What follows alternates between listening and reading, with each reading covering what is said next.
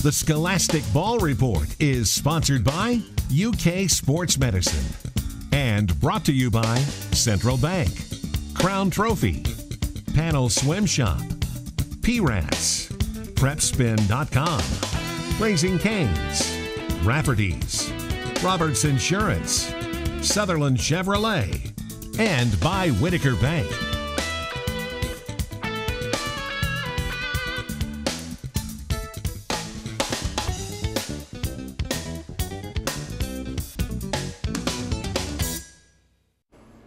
And welcome into the Scholastic Ball Report. Gary Ball with Fleming County Coach Bill Spencer co-hosting with us. Coach, great to have you on the show. You're having a tremendous season there at Fleming County.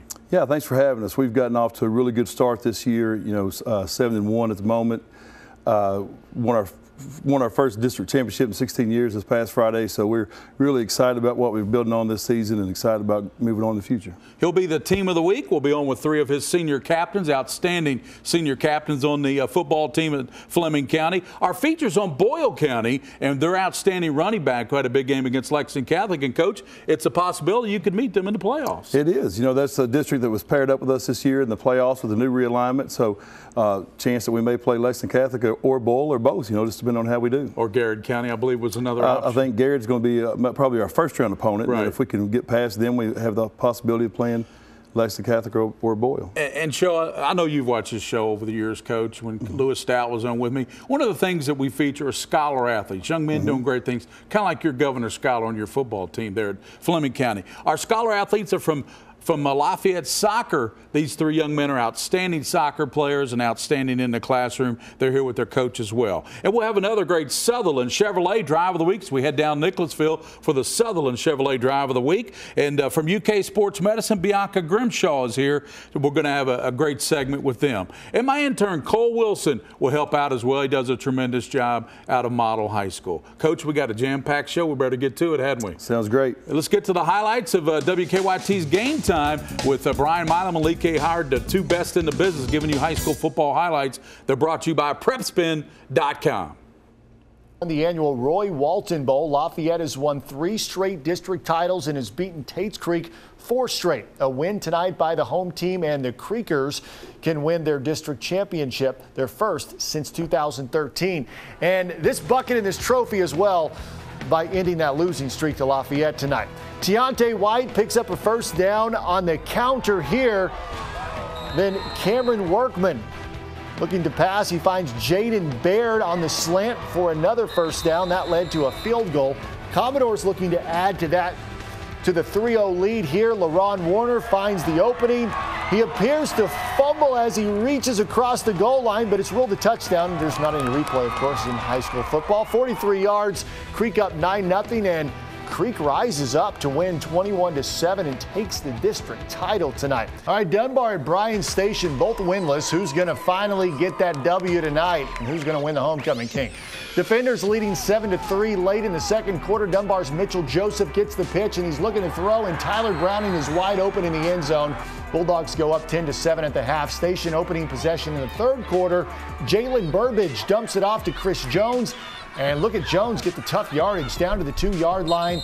A few plays later, now from the 4, Burbage dives in over the end zone to put the defenders back up 14-10, and Bryan Station holds on to win 20-18 and earns the final district playoff spot.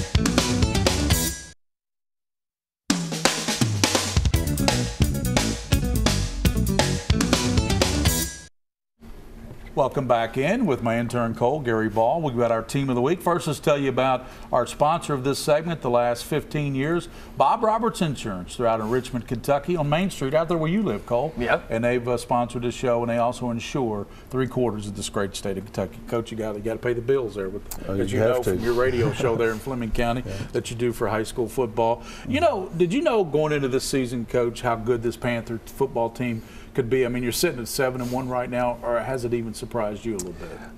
I wouldn't say surprised us because we knew the potential that we had. This group of kids, our group of seniors that we had this year is a really good group.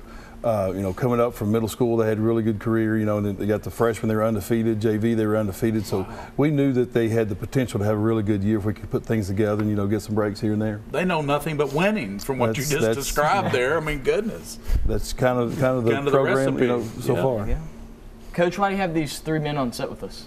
Well, these 3 guys are not only some of our stat leaders, but, they're kind of the leaders of our football team in the locker room, in the classroom, and things like that. So I wanted to bring 3 representatives of the whole student, body, not just as football players, but, every aspect of a student. And they're senior captains as well, right? Yes. And that's quite an honor to be. I was captain of my high school team, and I know I was real honored to be that my senior year. I'm sure they're honored to be captains of their 7-1 football team. Let's start with Jaden here. Jaden, last year you had the ACL injury. You're back this year. How important was it that you won that district title after suffering that injury last year? Very important. I'm glad I could share this with my teammates and just come back and do this with them. It was very accomplishable, and I just liked it a lot. Well, you've done a great job. I mean, it's not easy mentally to come back from some type of injury like that, Coach. So, young man has done a great job. Yeah, a lot of times people think of it just about the physical side of coming back from an injury, but it's that mental side also of worried about taking another hit or getting tackled a certain way and getting hurt. You always got to get that first contact, don't you? That's right. Josh, you took over as starter halfway through your sophomore season. How's this experience helped serve you as a quarterback?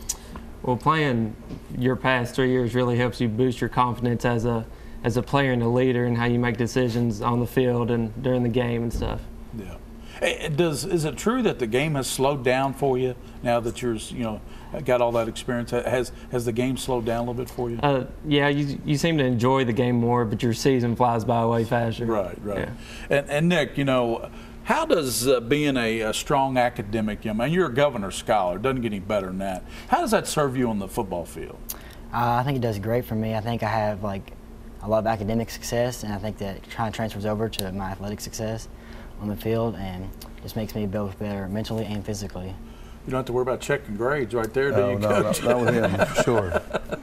Coach, playoffs are 2 weeks, right up on us right now. Unbelievable. Is this team playoff ready? I think we are. I think we, and we're definitely going to get there in the next 2 weeks. If we're not, we had a strong non-district schedule before we got into our district games, got us ready for our district. We've done a good job with our district competition. I think it's just leading up to playoffs, and I think we're going to be ready to go. And that district championship, I know that's something, championship. You guys kind of harped on that a little bit, didn't you? Yeah, we did. And it's something we've talked about forever as our goal, and I think that should be every team's goal going into the season. But we broke out every game. We broke out of the huddle on champions, and we talked about being champions, and now we can actually say that we are champions. That's right. Finally get that one. Well, Coach, you've done an outstanding job there, Coach Spencer. Thank you guys for coming in. Keep up the great work there at Fleming County. And that's what this show's all about, highlighting programs like yours that are just having a tremendous season out there. Now everybody around the state of Kentucky knows what you're doing, Coach. So thank you very much. All right, thank you guys. That's Coach Spencer and the Fleming County Panthers, our team of the week. Now we're going to this feature on Boyle County, a team that this Fleming County team could possibly beat in the playoffs in a few weeks here. Let's go now to WKYT's feature on Boyle County.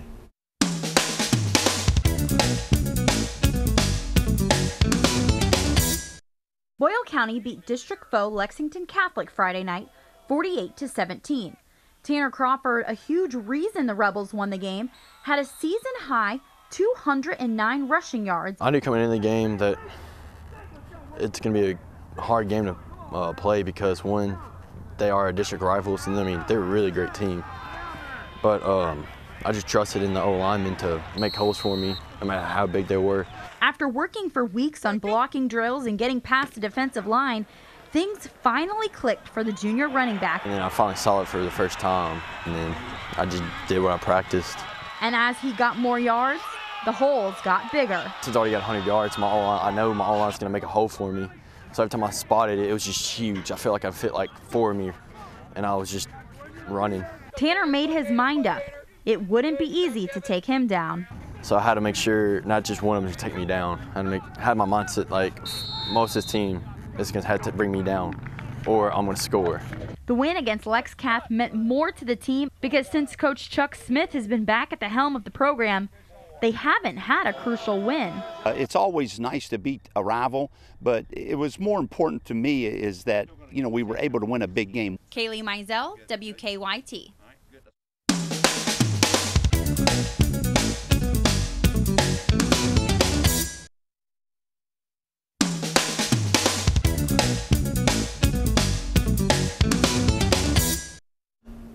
Back into our most popular segment because it highlights young men and girls also doing great things in the classroom, just like Colt Wilson, who does at Model High School. You're a fine example of academics there. I'm doing a little better than I was. Yeah, doing well. And from Lafayette Soccer, we got some outstanding academic kids. Let's start with John here. That's a good place to start. You're #1 in the class there. You got a 4.0. What do you enjoy most about the academics of Lafayette High School? Well, for me, I just really love having the relationships with the teachers that I do.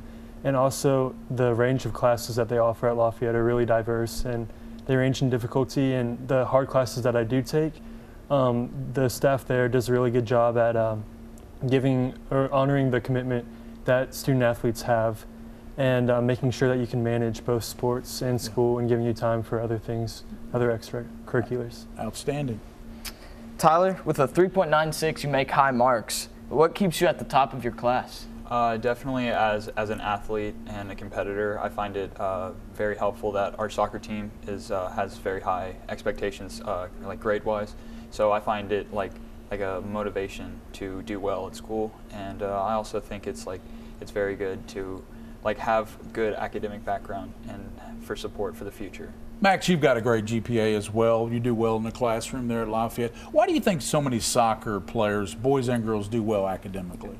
Well, after 6 years in the program, I've met a lot of different people, and going into my freshman year, it made everything a lot more comfortable for me.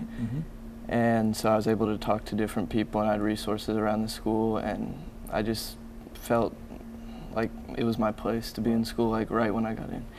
And also, we do our grade checks every week, and that's pretty motivational for people to keep their grades up. And once the season ends, of course, there are no more grade checks, but at that point, you don't want to just stop. You want to keep on going. Keep that level up. Yeah. There you go. Coach, you won academic honors there at Lafayette, and you got to be proud of these young men, what they've accomplished, not only on the soccer field, but in classroom. Oh, yeah, absolutely. You know, I'm very fortunate that I get to coach at a school and in a program where we have a lot of players who just get it. And what I mean by that is, of course, we're competitive on the soccer field. You know, we want to compete at the highest level and win as many games as we can. But you know, they understand that what they do in the classroom is really what's going to carry them forward going into college and the rest of their lives. Absolutely. So very proud of all the guys. You know, brought these 3 guys here today, but we could bring the whole squad. The whole squad, so. John, talk to us a little bit about your college plans and some possible fields of study. Yeah, well, I hope to go into a competitive college.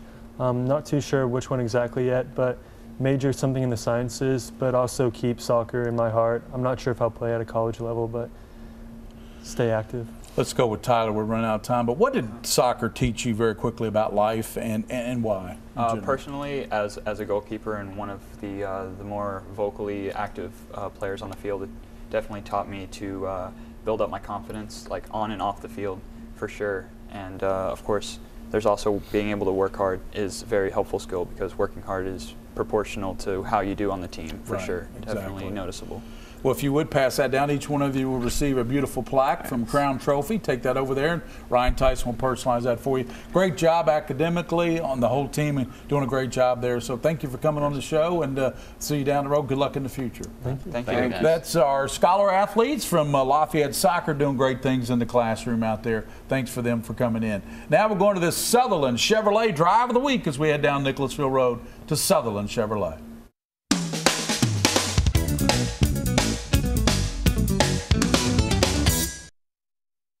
Let's take a look at the Sutherland Chevrolet Drive of the Week. Henry Clay at Douglas. Last play of the first half. There is no score until Montavian Bean is intercepted by Raymond Jackson, and officially it's the longest play you will ever see. 100 yards on the pick six. Henry Clay leads 7-0. Douglas would get the victory, but congratulations, Raymond Jackson. That's the Sutherland Chevrolet Drive of the Week.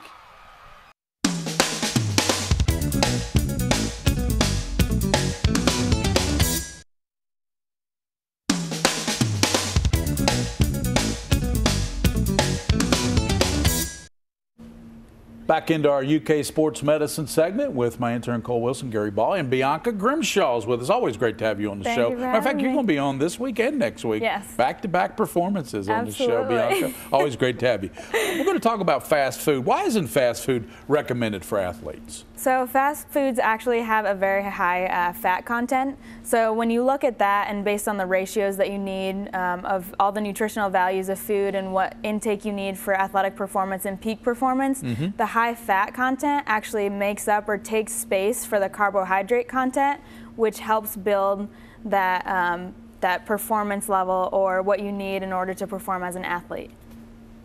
Bianca, fast foods are often high in salt and sodium. Which can cause you to retain fluid. Wouldn't this keep you hydrated and prevent cramping? So no, that is something that a lot of athletes think. If there's a lot of salt content, they must be hydrated. They won't cramp because usually when they do cramp, we try to push fluids, we try to push electrolytes, and salt, sodium is one of those electrolytes that we try to push on them. The issue is that it doesn't have a high nutritional value overall. Right. So we look to have those foods take part that are over-encompassing of all of those electrolytes that you need, just not something that's going to be high in the fat content. So Bianca, how would fast food affect my performance? It could make you slower. You may feel. I don't need to be slower. You may feel. I need to be faster. You may feel sick after eating it, depending. Right. I mean, everyone's going to be individualized based on how they feel, but it's not something that we would recommend. Absolutely. Right. And if you could recommend any, what would they be? So I would go towards more of the Subway or one of the love Subway. Yeah, one of the sandwich places. Look for whole grain or whole wheat breads. Right. Try to stay away from some of the dressings that could be high in that fat content.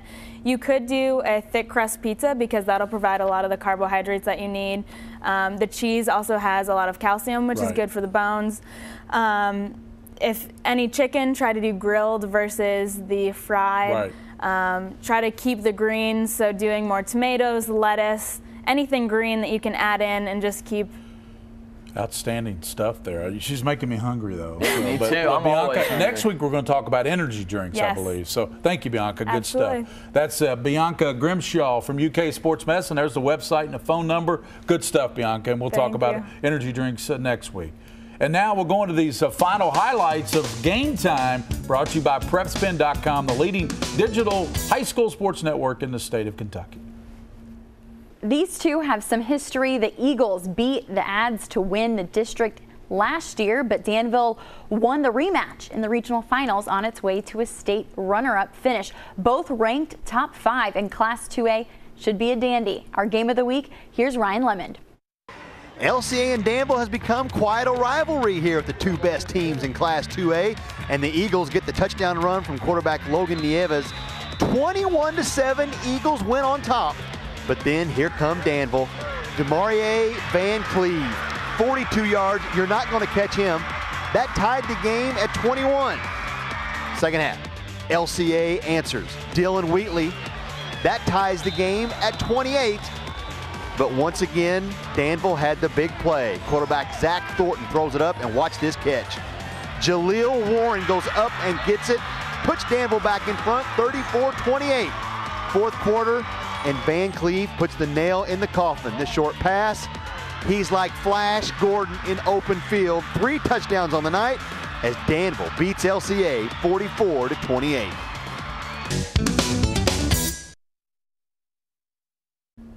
Well, back here to wrap it up. Bianca's still with us. I wanted to ask you, we didn't get really into it. What are some of the possible side effects of caffeine? So you can have overstimulation, an increased heart rate that may cause adverse effects in itself for an athlete, anxiety, jitterness. There are a lot of things that can come out of that overstimulation or the use of caffeine from the energy drinks. I got to admit, when I play tennis, Cole, I do like to take some Gatorade with me.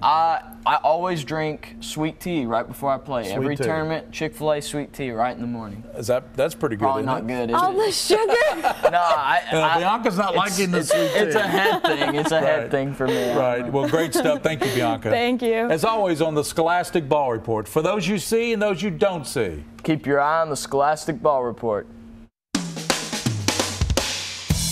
The Scholastic Ball Report is sponsored by UK Sports Medicine and brought to you by Central Bank, Crown Trophy, Panel Swim Shop, P-Rats, PrepSpin.com, Raising Cane's, Rafferty's, Roberts Insurance, Sutherland Chevrolet, and by Whitaker Bank.